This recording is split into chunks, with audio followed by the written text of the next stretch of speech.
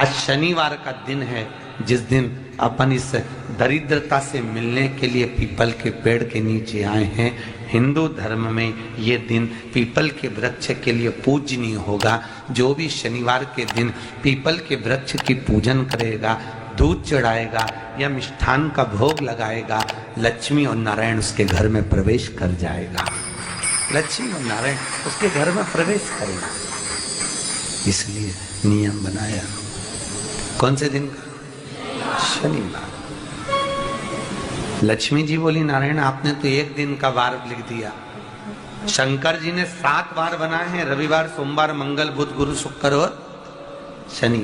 ये शिव जी ने बनाया। अब एक दिन आपने अपना बना लिया, बाकी के दिन अगर कोई इस पीपल के वृक्ष के नीचे आएगा और यहाँ तो दरिद्रता बैठी है, तो उसका क्या होगा? भगवान नारायण बोले, सुन दरिद्रता, तेरे से एक विनती है, अगर कोई भी मनुष्य इस पीपल के पेड़ के नीचे अगर 7 दिन में आता है और उसके हाथ में अगर कोई सामग्री होती है तो तू उसके घर में प्रवेश नहीं करेगी। नियम में पीपल के वृक्ष का या तो पानी का लोटा लेकर जाओ, कुंकू का चोपड़ा लेकर जाओ, शक्कर लेकर जाओ, या पेड़ के नीचे चींटी को डालने के लिए आटा ले जाओ, पर खाली हाथ पीपल के वृक्ष के नीचे कभी मत जाओ, कभी नहीं जाओ। खाली हाथ जाओगे तो दरिद्रता तुम्हारे घर में प्रवेश करेगी। दरिद्रता उठकर खड़ी होकर बोली, नारायण तुमने अपनी मनमानी करी है, एक दिन मुझे भी मेरा चाहिए। भगवान ने कहा, बोल कौन सा दिन चाहिए?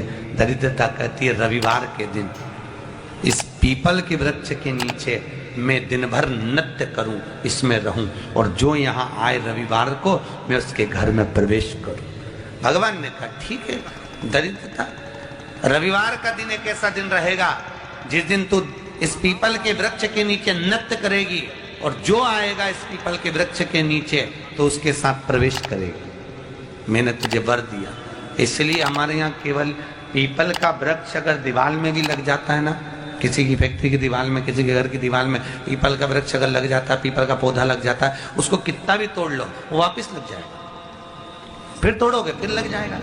अगर पीपल के पौधे को तोड़ना है तो केवल रविवार का दिन एक नींबू, एक मिर्ची और बमूल का कांटा, ये 3 चीजें रखने के बाद में आधे घंटे बाद रविवार के दिन पीपल के पेड़ को उखाड़ कर फेंक दो। दूसरी बार कभी पीपल दीवार में लगता ही नहीं, कभी नहीं लग सकता। केवल एक रविवार, केवल एक संडे, इतवार।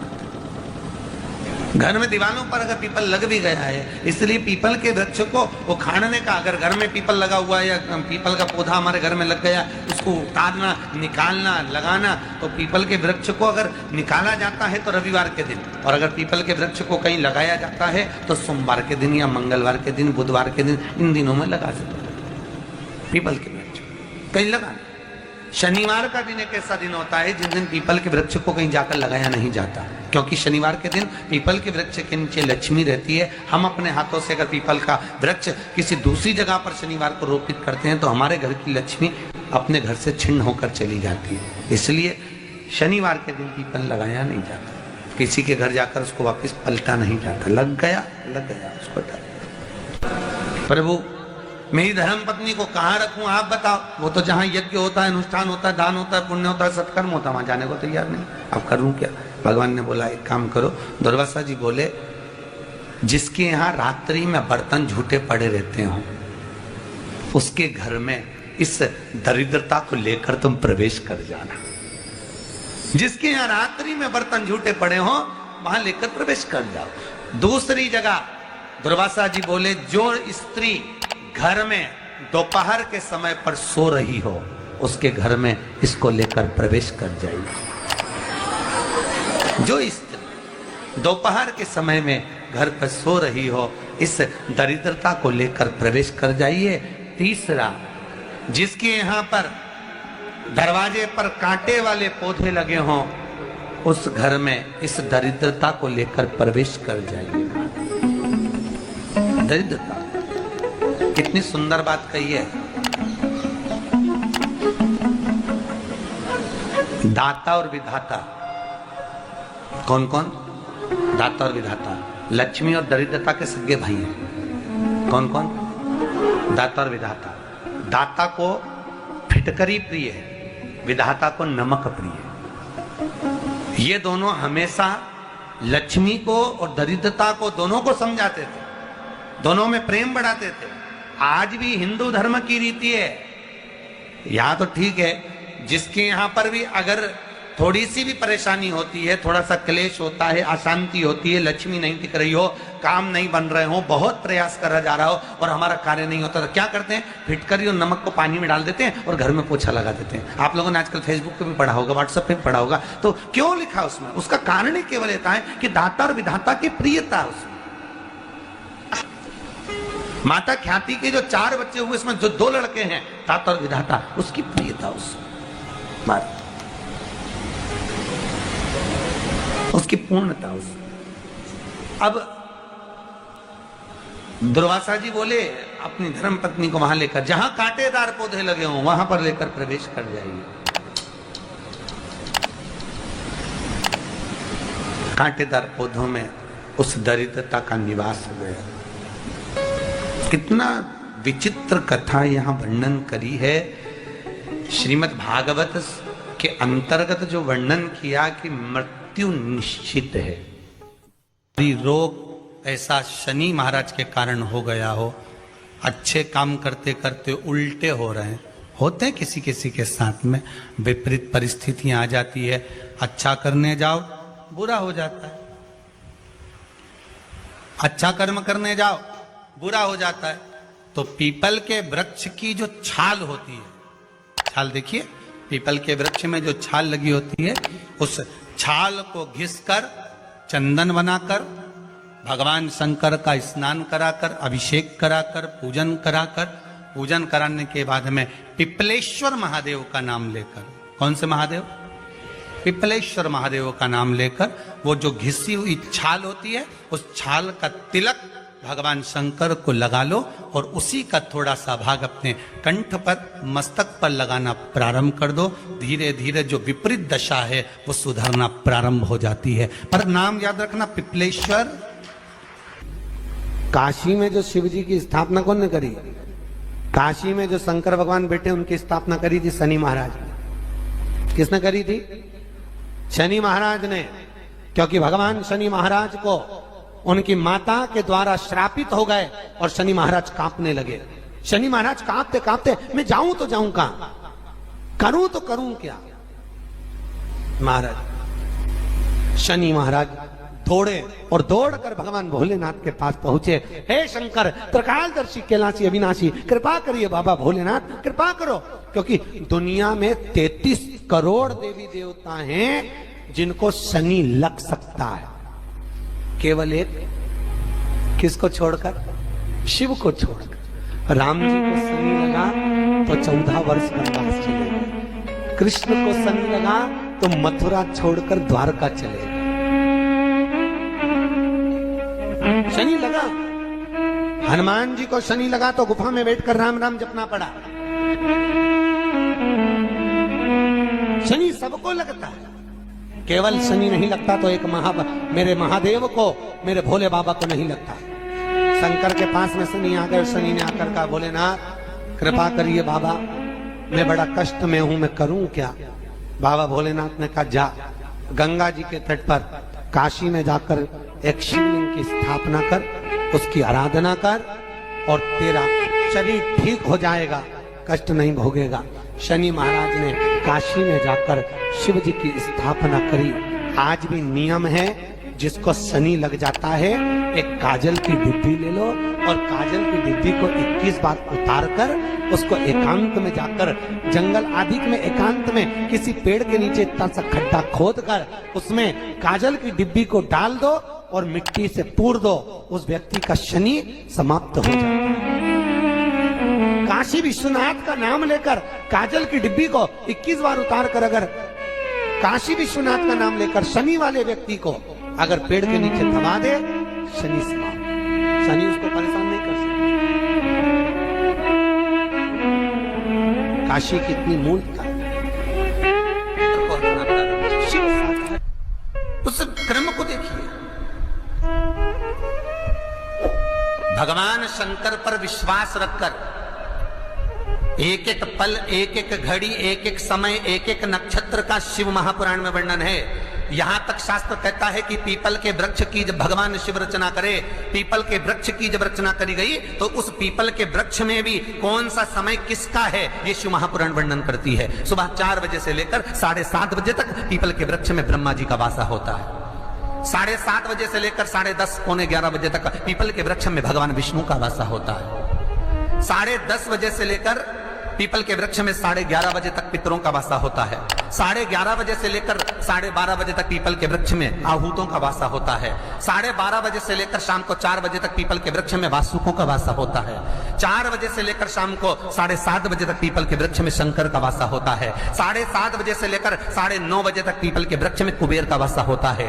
9:30 बजे से लेकर फिर कुबेर के वृक्ष में अन्य देवों का वासा चालू हो जाता है। इसलिए हमारा हिंदू धर्म कहता है, हमारे शास्त्र कहते हैं कि पीपल के वृक्ष को जब पूजा जाता है, पीपल के वृक्ष की जब पूजन करी जाती है तो सुबह 10:30, 11, ज्यादा से ज्यादा 11:30, ज्यादा से ज्यादा 12, उसके पहले पीपल के वृक्ष की पूजन कर लेना चाहिए। रात को कुबेर का वासा होता है, इसलिए पीपल के वृक्ष में दीपावली के दिन रात्रि को 8:30 बजे से लेकर 9:30 बजे के बीच में जो पीपल के वृक्ष के नीचे घी का दिया लगाता है उसके घर में कभी संपदा की कमी नहीं आती है, क्योंकि कुबेर स्वयं विराजमान होता है पीपल के वृक्ष के नीचे।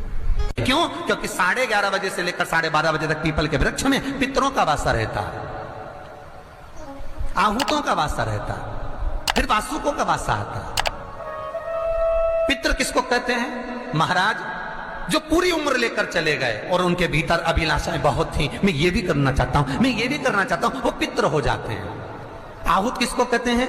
जिस माता के गर्भ में बच्चा जन्म ले और मर जाए, या 6 महीने का गर्भ धारण करने के बाद अवर्षण हो जाए, जीव पड़ने के बाद 6 महीने के बाद अगर बच्चा गर्भ में भी शांत हो जाता है, कुंवारी अवस्था में शांत हो जाता है, जिसका विवाह नहीं हुआ ऐसा बच्चा जब शांत हो जाता है, अधोगति में कोई मर जाता है, सुसाइड कर एक्सीडेंट में किसी भी रूप में मर जाता है, तो वो आहूत कहलाता।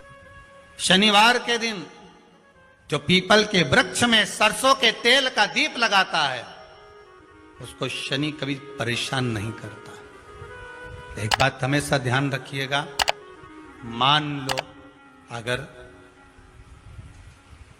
कोई भारी रोग ऐसा शनि महाराज के कारण हो गया हो, अच्छे काम करते करते उल्टे हो रहे हैं, होते हैं किसी किसी के साथ में, विपरीत परिस्थितियां आ जाती है, अच्छा करने जाओ बुरा हो जाता है, अच्छा कर्म करने जाओ बुरा हो जाता है। तो पीपल के वृक्ष की जो छाल होती है, छाल देखिए, पीपल के वृक्ष में जो छाल लगी होती है, उस छाल को घिसकर चंदन बनाकर भगवान शंकर का स्नान कराकर, अभिषेक कराकर, पूजन कराने के बाद में पिपलेश्वर महादेव का नाम लेकर, कौन से महादेव? पिपलेश्वर महादेव का नाम लेकर वो जो घिसी हुई छाल होती है उस छाल का तिलक भगवान शंकर को लगा लो और उसी का थोड़ा सा भाग अपने कंठ पर, मस्तक पर लगाना प्रारंभ कर दो। धीरे धीरे जो विपरीत दशा है वो सुधरना प्रारंभ हो जाती है। पर नाम याद रखना, पिपलेश्वर। जम कितना भी दुख, विपदा, कष्ट सम्मुख में खड़ा हुआ हो, कितना भी दुख, पूंजी धन की अगर आपको कमी पड़ रही है और ऐसा लग रहा है कि मेरे पास में कुछ भी नहीं, हम तो यहाँ तक कहेंगे कोई मकान बना रहे हो, बेटी का विवाह कर रहे हो, बेटे का विवाह कर रहे हो, कोई अच्छा कार्य कर रहे हो, धन संपदा की भी कमती दिखे तो समय पर कांता भगवान का स्मरण कर, कांता चक्र का स्मरण कर, शिव और नारायण का नाम लेकर, एक बेलपत्र, एक शमी पत्र, एक श्वेत पुष्प, एक लाल पुष्प, दोनों हाथ में लेकर भगवान शंकर के अशोक सुंदरी के स्थान पर अगर समर्पित करा जाए तो संपदा की भी कमी नहीं आती। वो कांता चक्र है जो नारायण के चक्र। यहां तक शिव महापुराण की कथा कहती है, अगर कोई विद्वत ब्राह्मण ने आपको बताया है कि आपके घर में पितृदोष है कोई विद्वान ब्राह्मण ने बता दिया कि आपके घर में काल सर्प दोष है, कोई विद्वान ब्राह्मण ने बता दिया कि आपके यहाँ पर ये वास्तु दोष है और इस दोष को मिटाना जरूरी है। कोई ने आपको बताया, उस समय पर हमें घबराना नहीं।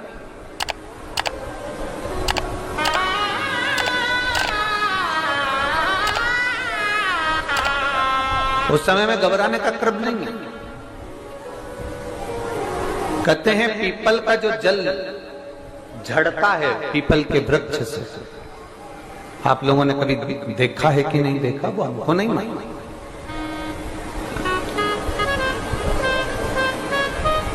कितना भी अगर कोई वास्तु दोष बता दिया, पितृ दोष बता दिया, काल सर्प दोष बता दिया, कितना भी अगर कोई दोष बता दे, तो पीपल का जो जल वृक्ष में से झड़ता है, कभी कभी आप उसके नीचे हाथ रखकर देखना, थाली रखकर देखना, उसमें पत्थर पर देखना, तो वहां पर भी पानी के निशान आपको मिलेंगे, बूंद के निशान मिलेंगे।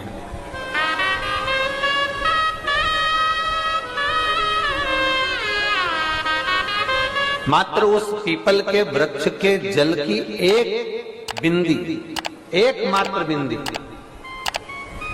शंकर भगवान का जो शिवलिंग है, जलाधारी है, चरण है, गणेश कार्तिकेय का स्थान है, अशोक सुंदरी का स्थान है, और प्रत्येक जलाधारी में से पानी बीच में से आकर नीचे की ओर गिरता है, नीचे की ओर गिरता है। आप लोगों के स्मरण में हमने पहले भी बताया कि राइट में किसका स्थान है, गणेश जी का, लेफ्ट में कार्तिकेय, बीच में अशोक सुंदरी, ये क्या है, पार्वती जी का हस्त कमल शिवलिंग, और ऊपर से जो जल एक एक बूंद शंकर जी के शिवलिंग पर गिर रहा है, वो शंकर जी की 5 लड़कियां, जया, विषहरा, शामली बारी, दौतली और देव, शंकर जी की 5 लड़कियों, एक एक बूंद पानी शिव जी पर गिरा। जहां जल नीचे गिरता है उस स्थान से जहां तक जल बहकर जा रहा है, उस स्थान तक 33 कोटि देवताओं का स्थान, 33 कोटि देवताओं का स्थान। अब जहां पानी आया, जहां नीचे गिरा, उसके बीच में जो स्थान होता है, आप लोगों ने देखा है कि नहीं देखा? जिनने देखा है जरा हाथ उठाओ। ये पानी जैसे यहां तक आया और यहां के बाद नीचे गिरेगा, तब वो नाली के माध्यम से बाहर जाएगा। तो जितनी दूर यहां से वो नीचे की ओर जो गिर रहा है, यहां से वो नीचे की ओर जो पानी जा रहा है, ये जो स्थान होता है, ये हमारे 3 दोषों को निवारण तुरंत कर देता है। एक हमारा पितृदोष, एक हमारा काल सर्प दोष, और एक हमारा वास्तु दोष का निवारण ये तुरंत करता है। और ये तो हमने केवल आपको शिव महापुराण के माध्यम से बताया कि ये 3 दोष का निवारण कर देता है, पर यदि कभी आप ध्यान से लिंग पुराण को पढ़ेंगे, आप यदि लिंग पुराण को पढ़ेंगे और गीता प्रेस गोरखपुर की लिंग पुराण को लाकर यदि आप पढ़ते हैं, या गीता प्रेस गोरखपुर की शिव अंक को भी आप अगर पढ़ेंगे, उसका नंबर हमारे स्मरण में नहीं आ रहा है, शिव अंकों को भी अगर आप पढ़ेंगे तो उसमें भी आपको वर्णन मिलेगा कि हम तो केवल 3 दोष का बता रहे हैं, पर हमारे शास्त्र तो यहाँ पर और भी दोषों का वर्णन कर रहे हैं। जैसे किसी ने बता दिया आपको शनि का दोष है, किसी ने बता दिया मंगल का दोष है, किसी ने बता दिया आपको केतु का दोष है, किसी ने बता दिया आपको राहु का दोष है, किसी ने आपको कह दिया कि बृहस्पति का दोष है, किसी ने कह दिया आपको ये वाला दोष है। दुनिया के जितने दोष पीपल के वृक्ष के झड़ता हुआ जल की एक बूंद का स्पर्श, भले वो